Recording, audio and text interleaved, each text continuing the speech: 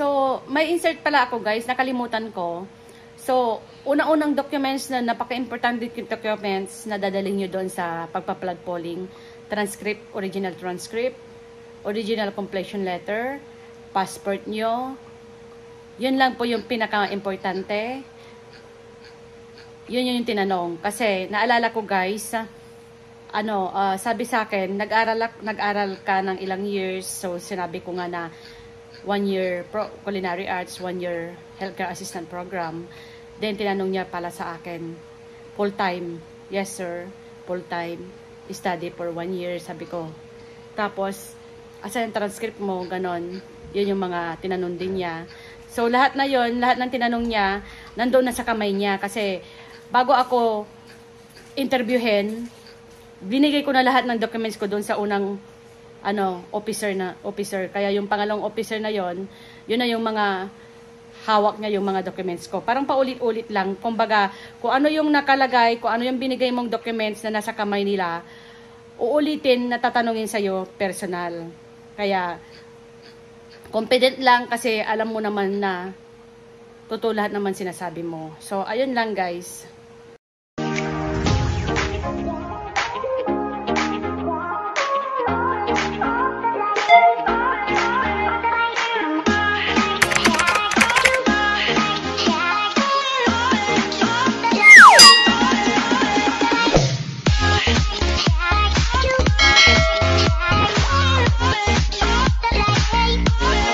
A few moments later. So, hi guys, kumusta po kayo? So, i-share ko na lang guys na yung experience ko po sa plug polling. So, pasensya na kayo guys, hindi na ako nag-ayos kasi kakarating lang din namin galing Vancouver. Pahinga lang ng konti. Tapos, ayun, naisipan ko na lang gumawa ng vlog. Kasi sa mga nagme-message po sa akin kung ano daw yung ginawa ko, ano po yung mga tinanong sa akin during the plug polling. So, isahan na lang na video na gagawin ko para panoorin nyo na lang. Para hindi na po ako reply po sa inyo sa mga nag-message po sa akin kung ano yung mga tinanong sa akin. So, unang-una guys, dati po ako international student. Kung nanonood ka sa vlog ko, alam mo kung ano yung mga nangyari o ano yung mga program na ginawa ko dito sa Canada. So, muna natin, konting recap. So, ako po ay isang international student guys dito sa Canada, Northern Lights College, dito po sa Dawson Creek. Then, natapos na po ako ng pag-aaral itong September 22, 2023. Then, nag-move na po kami dito sa Port St. John. Gawa nga ng, after nang nag-graduate ako, itong September 23, 2023, mayroong nag-offer po sa akin na trabaho dito sa Port St. John sa hospital. So, yan yung reason guys, kaya lumipat po kami ng location. Then, after ng itong, mga September 26 or basta 26 ata yun, kung hindi ako nagkakamali. September 26 o 28, nag-apply ako ng PGWP ko. Yan yung Postgraduate Working Permit. Yan yung sinasabi nila na after kang gumraduate, nakuha mo na yung mga completion letter mo, transcript, yung mga documents mo from the school. So, pwede ka nang mag-apply ng Postgraduate Working Permit or PGWP para makapagtrabaho ka po. So, yung nangyari po sa akin guys, September 23 or 28 kasi nakalimutan ko na, nag-apply po ako ng PGWP ko through online.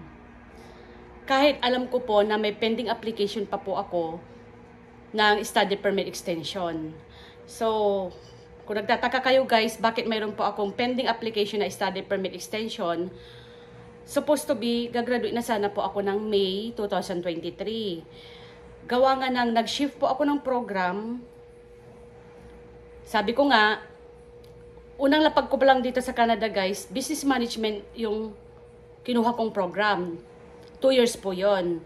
Then nag-shift po ako. So yun yung sinasabi nilang 1+1 kasi nag-take po ako ng 1 year culinary arts. After ng 1 year, nag-take po ako ng healthcare assistant program. So yung study permit na binigay po sa akin dito guys, na-expire na. So, habang di pa ako natapos nag-aral, so i-extend ko yung... So, ayan, i-continue natin guys. So, ang study permit expire namin guys is July 31, 2023. Hindi pa po ako tapos nag-aral. So, ang ginawa ko, in-extend ko yung study permit ko. So, study permit extension. Nung nag-apply po ako ng study permit extension, April 26, 2023, 3 months prior ma-expire po yung study permit ko. So, 3 months prior guys. Bago ma-expire po yung study permit ko, nag-apply na po ako guys ng study permit extension. Sad to say, hanggang natapos na po ako ng pag-aaral, wala pang resulta yung study permit extension ko. So, one pending application na yun guys. Kasi nag-apply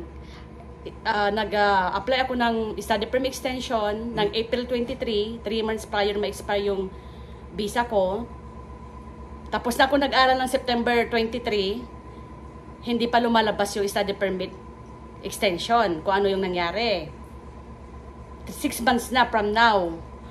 So, bakit ko pahihintayin yun na ma-approve bago ako mag-apply ng PGWP? Siyempre, gusto ko na rin magtrabaho. So, hindi ko hinintay yung resulta ng approval na study permit extension ko. Nag-apply na po agad-agad ng PGWP. Then, nung itong mga dependents ko, na-approve sila doon sa study permit extension ko. Na-approve sila ng September 13. Yung dalawang dependents ko, open work permit, tsaka study permit, minor, na-approve sila doon sa study permit extension ko. Binigyan sila ng 4 months. So, yung study permit extension na in-applyan ko, lumabas yung resulta ng mga dependents ko. 4 months lang binigay. Hanggang December 31, 2023 ang expiration na binigay sa kanila. Pero ako guys, wala pang resulta. So pending, 1 application. So pangalawa, nag-apply ako PGWP itong September 2023 PGWP. Hindi na naman ako makapag-start trabaho guys kasi once na nag-apply ka ng PGWP, mayroon yung confirmation within 24 hours. Parang bibigyan ka ng implied status or temporary working permit na allowed ka na magtrabaho habang hindi pa lumalabas ng resulta mo.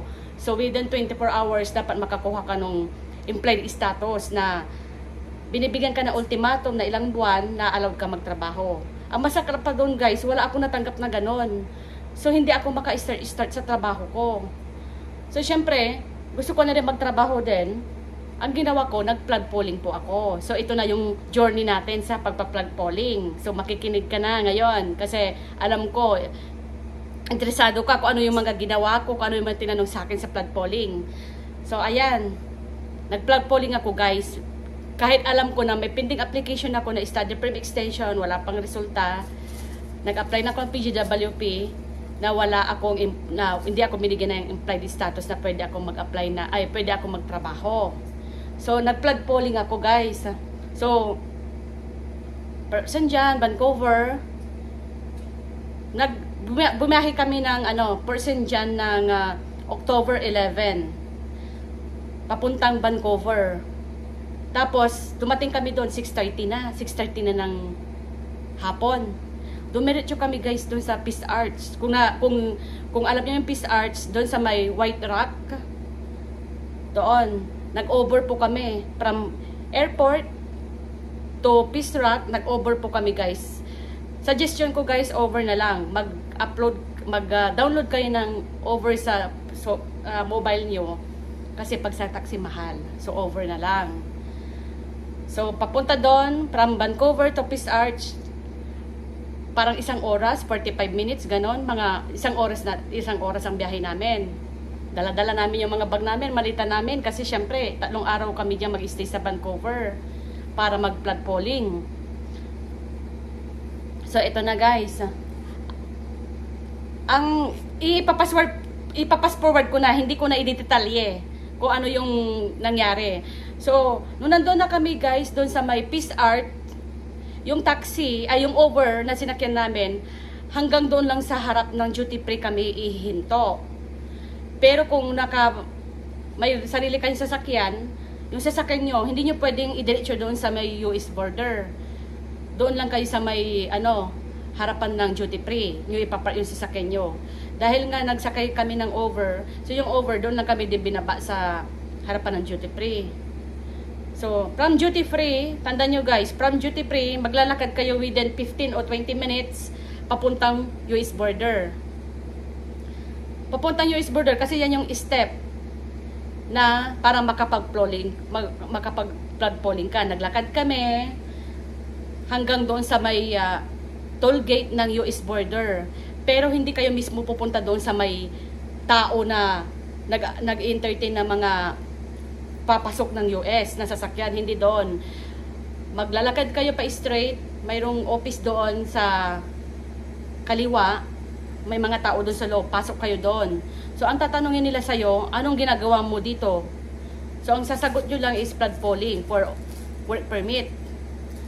So, ang hihingin lang nila sa inyo guys, kung dalawa kayo, kasi dalawa kami noon na nakipagsapalaran ng asawa ko, passport lang naman. Passport lang naman. Isang tanong, isang sagot lang sa US border guys. Anong ginagawa mo? Anong reason? Ganun lang. Wala nang masyadong sinasabi. Maraming sinasabi. So, kinuha yung passport, biometrics, tsaka kinuha yung picture. So, ang purpose nun, kaya kami mag-i-enter ng US border, hindi ibig sabihin na papasok kami sa US.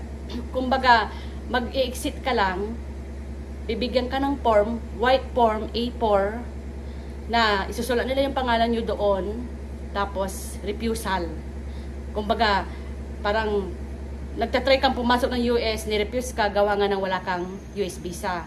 So, wala namang kaso yon in the near future na application yun sa PR, walang kaso yon na ni-refuse ka ng US. Kasi papel yon, tapos sasabihin lang nila na nakasulat doon na refusal to enter US border, US, ganon. So, mga kami doon, 20 minutes. Ang maganda pa doon guys, kasi yung napuntahan namin, yung napilahan namin na US officer, mabait. Nagtatagalog pa. Kaya, hi sir. Salute ako sa'yo, sir. Ayan, nagtatagalog pa sa amin. Kumusta? Sabi niya. So, syempre nung unang pasok namin doon sa opisina, kabado kami guys. Kasi sa totoo lang, wala talagang kasiguraduhan yung pagpunta namin doon. Talagang, talagang nakipagsapalanan na talaga ako. Alam ko na maraming positive, negative comments na hindi talaga ako pwedeng mag-flood polling kasi nga wala na akong valid permit. May tendency daw na mapauwi ako, na ganito, ganyan. So, oo, nakinig din naman ako sa mga nag-advise sa akin. Pero, nasa sa akin pa rin yung desisyon kung ano pa rin yung dapat kong gawin. So, ayun, dahil gusto kong malaman kung ano yung totoo, gusto kong malaman kung ano yung mangyayari sa akin, ganon. Parang nisip ko na lahat kung ano yung mangyayari sakali lang. Mayroon na kaming plan A, plan B. So, andun na, nakipagsapalaran na kami. Pero, totoo, nakakakaba talaga, lalo pag nandun sa US border sa loob. Kasi, puro seryoso lahat yung mga, yung mga US officer doon. So, 20 minutes, pinalabas na kami. So, ngayon, ibibigay ko na ngayon sa asawa ko para siya din yung ma-explain kung ano yung na-experience namin. So, ayan. Ayan, guys. Si open work permit ko, si Lyndon, asawa ko, guys. So, siya din yung magkukwento kung ano yung journey namin, kung ano yung experience namin during the flood polling na kasama ang open work permit. Kasi sa totoo lang, guys, sa sitwasyon ko kasi, guys, ako lang talaga ang mag-a-apply. Tsaka ko na lang sila i-add sa application ko pag na-approve na po ako. Pero sabi ko, Lord, dahil nandito naman na kami, itry ko na lang kasama tong asawa ko, makikipagsapalaran na lang po kami. Ganon ko. Grabing dasal ko din guys nung pagpunta ko doon. Kahit alam ko talaga na maraming nagsasabi na hindi pwede dahil wala akong permit, hindi ako pwede mag-polling, nakisyo ganito, ganyan. So, dinasal ko na talaga guys, talagang habot lagi talaga ang dasal ko habang naglalakad kami doon sa may damuhan. So, yung asawa ko, kukwento niya kung ano yung after nung pagbigay ng papel, di ba, Daddy? Kwento mo yan. Yung papel, may nakasulat doon na anong gagawin nyo. Ay nakasulat lang na flood polling. Refusal. Refusal. Tapos, pasok kayo doon sa Canada border ulit. Akyat kayo doon, balik na naman kayo. Sabi nung US, Sabi ng US immigration officer, sabi niya pa sa akin, "Hi sir, salat sa'yo sir. Mabait." Sabi niya sa akin no, na dala kay lechon na pagbalik niyo ha. Sabi ko, "Yes sir," sabi ko lang ganun. Tapos po, pero hindi siya Pilipino guys, hindi siya Pilipino, nagtatagalog siya pero Canadian ba yun? Hindi siya US? US. Tapos, yung lalabas kayo, di ba binigyan tayo ng instruction? Binigyan niya kami ng direction, punta kayo dito sa gilid lang kayo. Huwag kayo dito sa mga boat, dito lang kayo sa gilid, pasok kayo doon, may immigration Canada officer doon, doon yung ibigay yung papel. Tapos, pero yung papel, daddy, ang kwento mo, yung papel, paano niya binigay yung papel na refusal sa atin? Di ba sabi niya, hintayin niyo ako doon, sabi niya kasi, nung natapos niya na yung pag-fill up ng papel na A4 na puti, hintayin niyo kami doon hintayin niyo ako doon sa labas. Kasi yung papel na yun, hindi niya ibibigay sa inyo sa loob. Sa labas niya papalabasin na kayo. Hintayin. Sa labas niya pala ibibigay yun kasi ituturo niya rin yung direction. Sana kung mag-plug polling kayo, mamit yun si Sir. Hindi ko lang alam yung pangalan. Basta mabait Pilipino. Hindi siya Pilipino, nagsasalita ng Pilipino. Nagsasalita ng Pilipino rin. Mabait. Tapos, hinintay natin. Ikwento mo detalyado, daddy. Naghintay kami. Binigay niya yung papel. Binigay niya yung papel. Bago niya binigay yung papel sa akin, naglakad tayo ulit. Naglakad kami ulit. Naglakad kami ulit, guys, from US border hanggang wala na naman kami kasigurudahan kasi gabi na madilim na eh. Hindi mo alam kung saan ka papasok talaga. So, parang common sense na rin kasi may plug. So, kasi hindi naman niya sinabi, sabi niya, balik na kayo ng Canada border. Hindi niya naman sinabi kung anong building, kung ano yung trademark. So, naglalakad kami na walang kasiguruduhan. Tinitignan na lang namin kung saan. Makita namin yung flood poly, parang yung linya-linya ba? Anong tawag doon? Yung boat, yung sa mga sasakyan. Yung Pero dito kayo sa gilid dumaan kasi may daanan doon ng tao. Makikita niyo naman yun. Tapos, ayun, pumasok kami doon, binigyan namin yung passport namin at saka yung papel na binigay ng US border na nakasulat na for plug pooling. Pinapasok kami sa loob, nagantay kami, nagantay kami na tawagin yung asawa ko kasi siya na naman yung principal sponsor. So, tinawag siya. Then, ayun, in-interview siya ng bongga. Ginisa ako guys, ganito na lang. So, ayun guys. So, nakapasok na kami. Yung, habang pumunta kami doon sa may, Canada borders, hindi kami agad papasukin doon sa may, yung opisina na left side. Yung officer doon sa may, yung kiosk ba? Yung boat, yung mga dadaanan ng mga sasakyan. Toll gate. Sa toll gate, mayroong boat doon na officer na nakaupo doon. Paghihintayin ka pa. Mayroon pa siyang parang niraradyo-radyo na mayroong tao dito, ganito. So, hihingi na naman yung passport nyo. Kayong dalawa. Tatanungin na naman kung anong reason, anong ginagawa nyo doon. So, isa lang sasabihin nyo, flood polling for work permit, ganun lang. Kung may tatanungin pang follow-up question, isang tanong, isang sagot lang guys. So, kinuha na naman yung passport namin dalawa, tapos after nun, sa Canada borders na to guys may ibibigay sa inyo na naman na yellow paper. Nandun yung dalawa yung pangalan nyo. Kung sino yung papasok doon sa Canada border, yun lang yung nakalagay sa yellow paper. So, yung yellow paper na yon, huwag niyong iwawala yun guys. Kasi, yun yung ticket nyo papunta doon sa Canada. Canada borders doon sa opisina. So, pagkatapos nun, mayroon nang kausap siya na parang nag-radyo na siya sa loob na mayroong papasok na dalawang tao, ganito, ganyan. So, papasok na kami. Dala-dala namin yung ticket na yellow.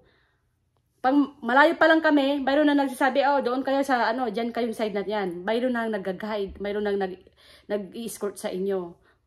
Silang magtuturo sa inyo kung saan kayo papasok. So, ito na guys, pumasok na ako dito sa may opisina ng Canada na guys Pipila ka. Kasi yung time na yon, mga 9:30, nandoon kami, 9:30 ng gabi. Imagine nyo guys, yung mga iba sa experience nila, pumipila ng madaling araw, gawa nga ng 8 AM ang start ng open nung Canada borders. Pero sumugal pa rin ako guys. Nagpunta ako doon na walang kasiguraduhan. Gabi, nagpunta ako doon mga 9:30. Nagpunta kami, andun kami 9:30 ng gabi. Na alam ko na wala talagang ganong nagpa-flood polling. Pero sumugal pa rin ako guys. Sabi ko, itry ko na lang. Wala namang mawawala siguro kung hindi ako entertainin, o di babalik kami ng kinabukasan. Talagang ano na pa rin, sinubukan ko na naman. Ay diyan, di pagpasok namin doon, mga 6 na nakaupo. Mga Indian lahat sila, di ba daddy? Oo. Nakapila, hindi ka maraming maraming boat. Hindi siya boat, yung parang kanya-kanyang linya pero walang tao. Pupunta ka dun sa may tao na officer. Maraming computer yon. Tapos tatayo ka doon, wait your turn. Yung experience ko naninervous talaga ako guys kasi dito pulang-pula hanggang dito parang matake ako ng high blood kasi syempre iniisip ko kasi yung maraming nag-advise sa akin talaga na delikado yung gagawin ko. Ang mahirap pa daw doon kasi pag enter mo pa lang hahanapin daw yung study permit, hindi. US border, hindi hahanapin ang documents na study permit or kung ano man. Ang hihingin lang dyan, passport nyo. Yun yung number 1. Passport lang, US border, Canada border, passport lang. Ang hihingin ng study permit kung doon ka na sa loob mismo ng Canada borders. So ready nyo na lahat ng dokumento nyo guys. Kung ikaw yung principal applicant, nag-apply ka ng PGWP online, gusto mong mag-flood polling, gusto mong makukuha agad ng 3 years na tumataginting within 30 minutes, yun ang gagawin mo. I-ready mo transcript, completion letter. Wala ako guys palang pay stub na, sabi nila, pay stub na latest. Wala akong pay stub na latest. Mayroon ako open work permit guys ha. Wala akong pinakitang pay stub na latest dahil August pa lang nag-resign na ako sa trabaho ko. Tapos wala din, mayroon ako certificate of employment from my previous job. Pero siyempre nakadated na yun na parang matagal na binigay kasi sa akin yun. So ayun, pumila ako doon, tinanong sa akin. Unang Canada officer, bakit ka nandito? So isang tanong, isang sagot, flood polling for open work permit, for work permit, sabi ko. Then asan ang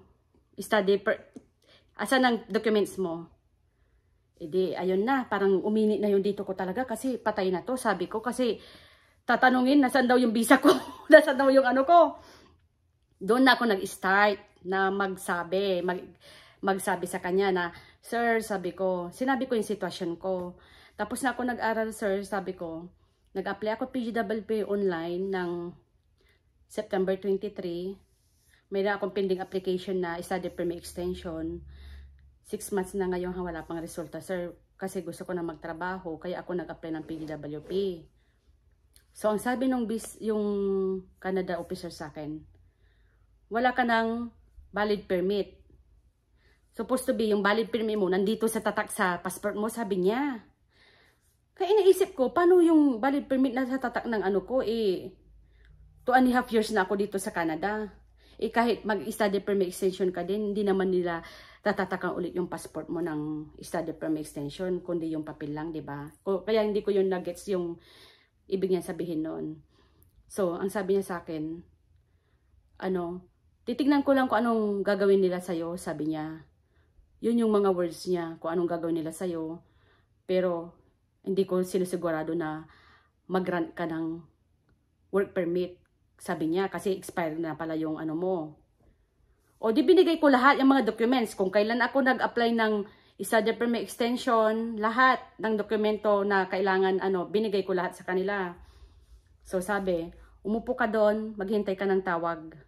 So pinaupo ako doon sa upuan. Kasama ko yung asawa at anak ko, tsaka yung pinsan ko. Pala guys, kung sino man yung may appointment, kung sino man yung may gagawin, yun lang yung allowed na pumasok sa loob. Ang kinagandahan lang doon guys, pinapasa yung pinsan ko tsaka anak ko kasi naghihintay sila sa amin sa labas na ang lamig-lamig.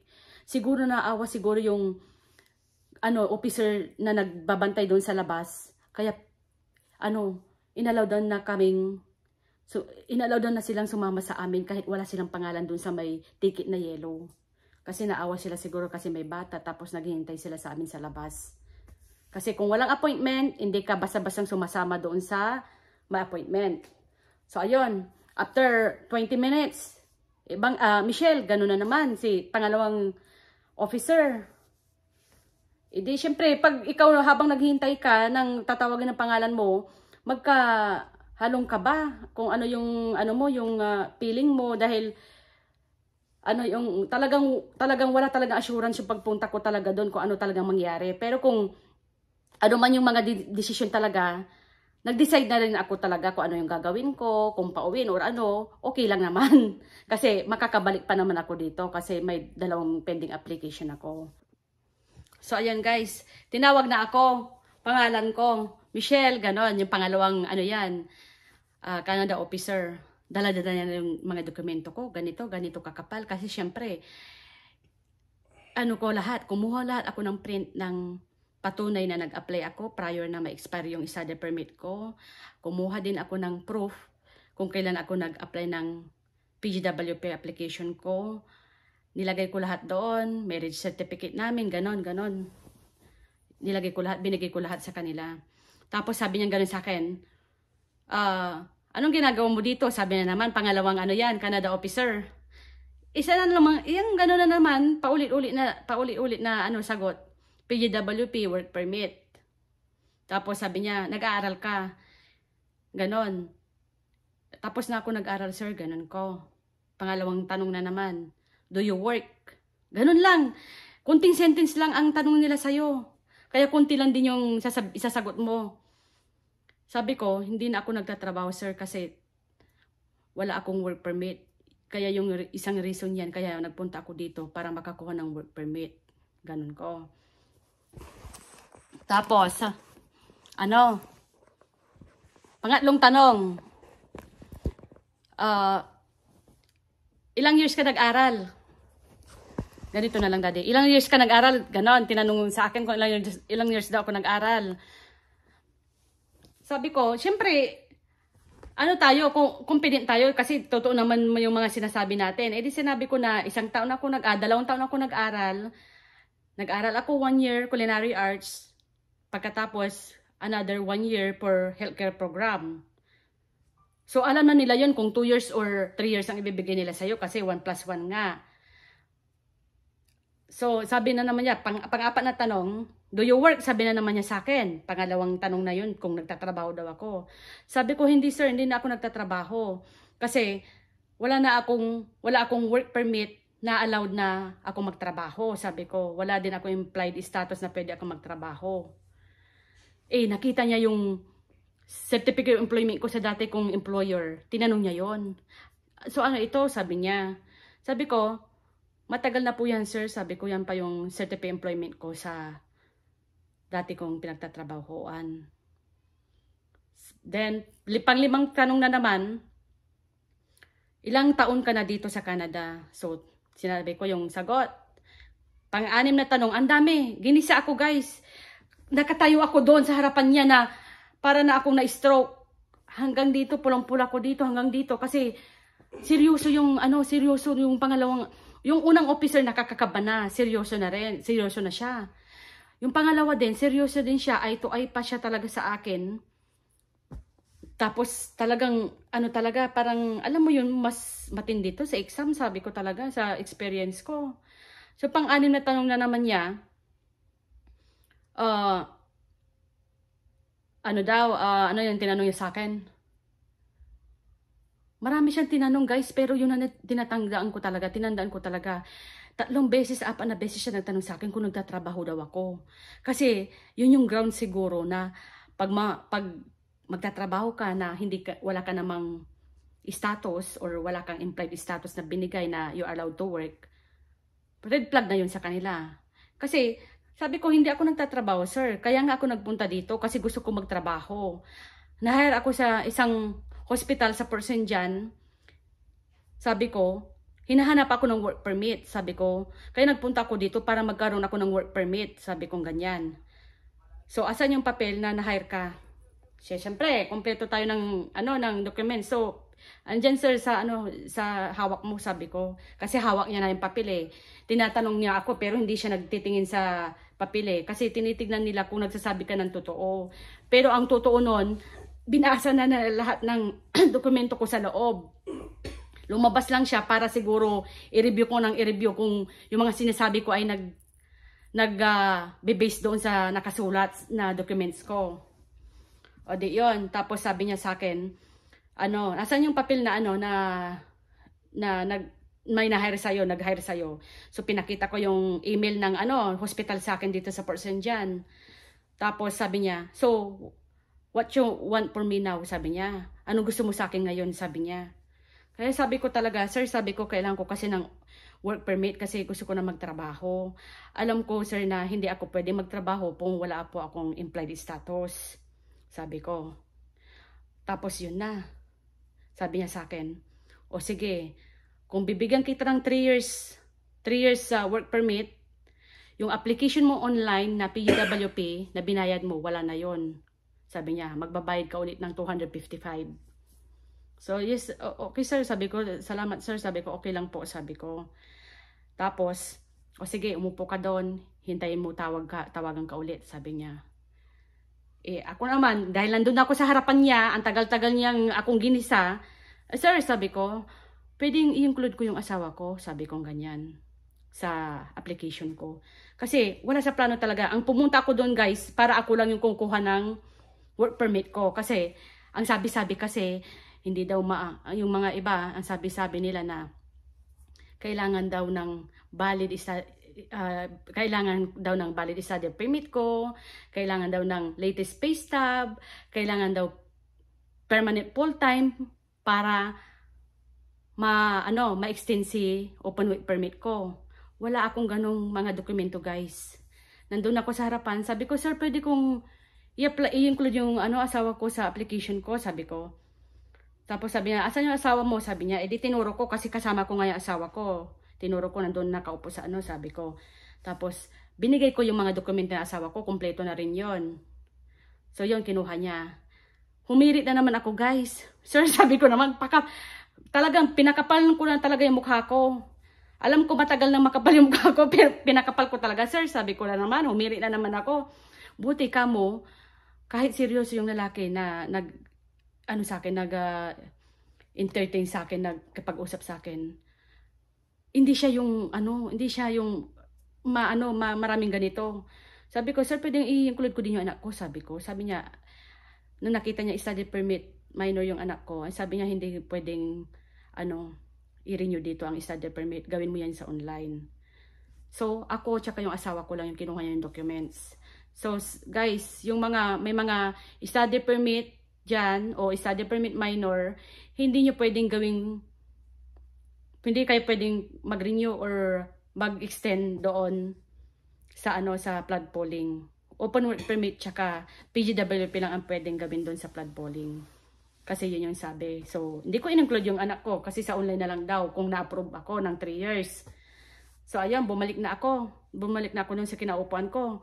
Mga 25 minutes, mga ganun kami naghintay. After 25 minutes, Michelle, gano'n na naman. Pag ko doon, yung lalaki na pangalawa, yung yung seryoso. Sabi niya, ito, binigyan kita ng 3 years, patay yung asawa mo. Sabi niya, makakapagtrabaho ka na. Ay, grabe guys, ang feeling ko nung narinig ko ng gano'n. Ang unang-unang sambit ko talaga, guys, thank you Lord, sabi ko, dahil yun talaga yung ko talaga, unang sambit ko talaga sa isip ko talaga. Tapos siya, dahil alam ko, pagpunta ko pa lang doon guys, habang nakatayo ako doon guys, grabe ng dasal ko. Dinadasal ko na lang, nahipuin mo tong mga officer na to, yung mga kamay nila na ganito, ganyan. Sabi ko ganun talaga guys. Kasi sobrang pasasalamat ko noon.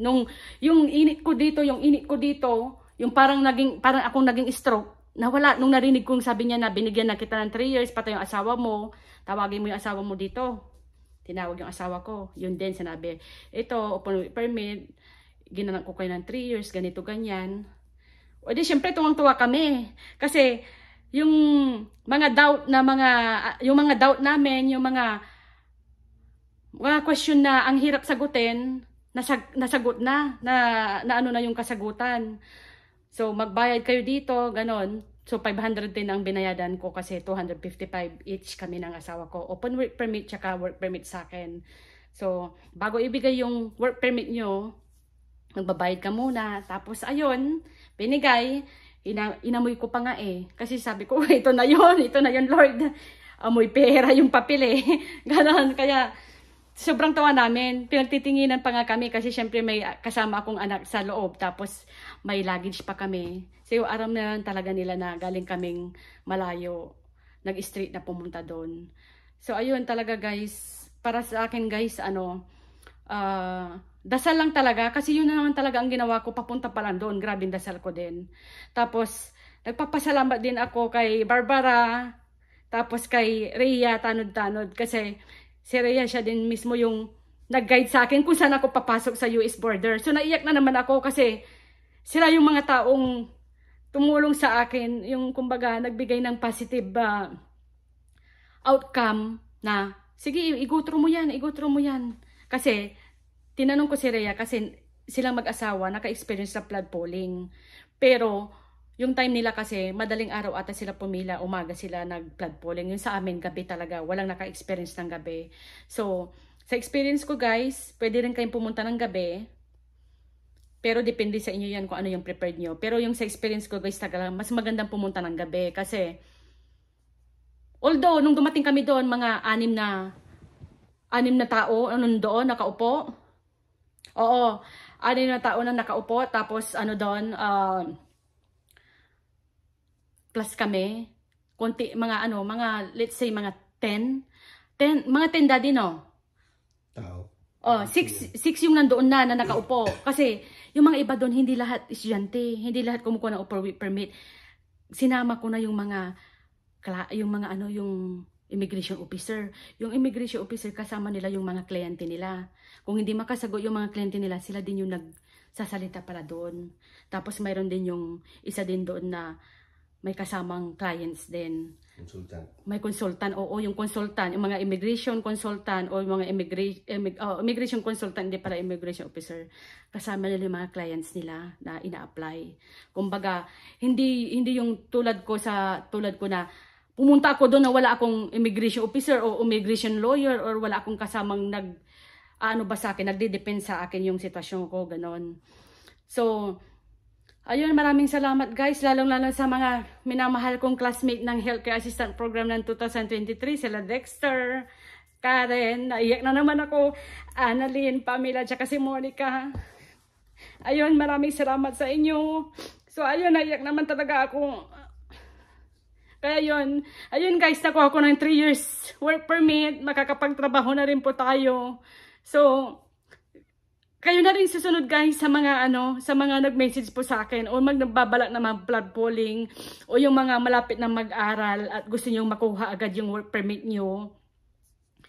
Pwede rin gawing idea itong ginawa kong vlog or mag-message lang din kayo sa akin kung sakaling may mga katanungan kayo guys. Pag may time lang ako, sasagutin ko yung mga katanungan nyo. So, sinare ko lang sa inyo guys kung ano yung experience po namin sa pagpa-flood polling. So, mas maganda guys sumubok. Mas magandang sumugal kaysa yung magbabasa. Hindi ko naman sinabing masamang magbasa. Oo, gagawin yung idea magbabasa, yung mga idea ng ibang tao. Pero, nasa sa inyo pa rin yung decision guys. Kung ano yung nasa puso nyo, kung ano yung nasa loob nyo, sundin nyo lang yun guys. Pero bago ang lahat, magdasal kayo talaga guys. Dasal lang talaga kasi sa akin, sinugal ko talaga guys yun. Tapos nagdasal talaga ako ng bonggang-bongga talaga. Kaya yun, salamat sa mga yung mga na-encounter ko mga tao doon sa US borders, sa Canada borders. Kahit ganun, ginisa ako ng todong-todo. Kahit papano, after ng paggigisa sa akin, maganda yung positive outcome. So, ayun, maraming salamat ulit guys sa mga nanood. So, ito yung flood polling journey namin dito sa Canada, flood polling 2023. So, maraming salamat ulit. Bye! So, shout out din pala kay Aliyah Robles, yung pinsan ko po sa Vancouver, Surrey. Tsaka yung asawa niya si Jonel. Maraming salamat dahil sila po yung tumulong sa amin habang nag-stay po kami doon sa Vancouver ng 3 days. Doon kami tumuloy sa bahay nila. So, maraming salamat, Insan, dahil hindi ka nagdalawang isip nung sinabi kong pupunta ako dyan sa Vancouver. Diyan na lang kami mag-stay sa bahay mo para makaminus gastos kami sa hotel. So, hindi siya nagdalawang isip. Silang dalawang mag-asawa, napakabait po yan. Si Aliyah Robles tsaka si Jonel Di Mapilis. So, maraming salamat sa iyo, Insan. Till next year.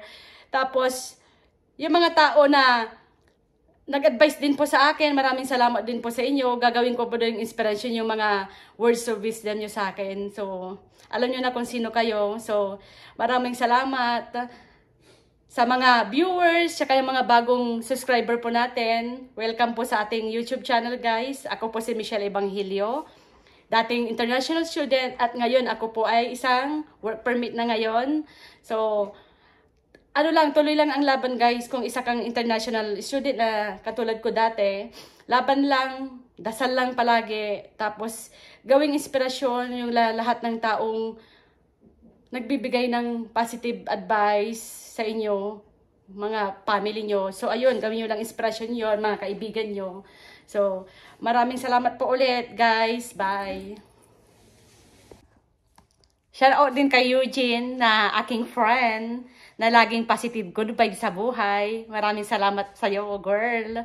Kasi, isa ka din na nag-encourage sa akin. Isa ka sa mga bukod tanging nilalang na positive palagi sa buhay. Kill your success. Ika nga, yun ang sabi mo palagi sa akin. So, shout out sa'yo, Eugene. Maraming salamat din sa tulong mo. Kasi si Eugene ang isa sa mga tumulong sa akin mag-apply ng PGWP to online. Then kay Edward Tria. Thank you, Edward. Alam mo yan. Palagi akong nangungulit sa'yo kung pwede na ba akong mag-apply ng PGWP. So sabi mo, pwede. Dahil sa experience mo, pwede. Kahit wala pa yung study permit extension mo. Salamat sa'yo, Edward. Sa mga hindi ko nabanggit dito, alam nyo na yun kung sino kayo. So, maraming salamat sa inyo, ha. Yun lang.